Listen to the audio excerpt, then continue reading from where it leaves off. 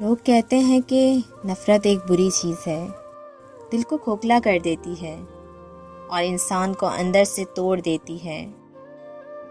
मगर कभी किसी ने ये भी सोचा है कि मोहब्बत ने कौन सा हमें सुकून दिया है?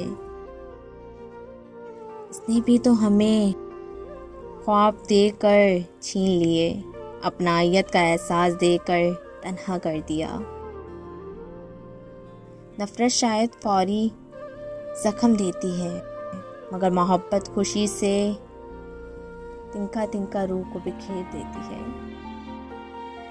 और इस पर जोनेलिया की कुछ लाइन जहन में आ जाती हैं। लोग कहते हैं नफ़रत ख़राब चीज़ है, लोग कहते हैं नफ़रत ख़राब चीज़ है, तो मोहब्बत ने कौन सा हमें झूला झुलाया है, कौन सा झूला झुलाया है।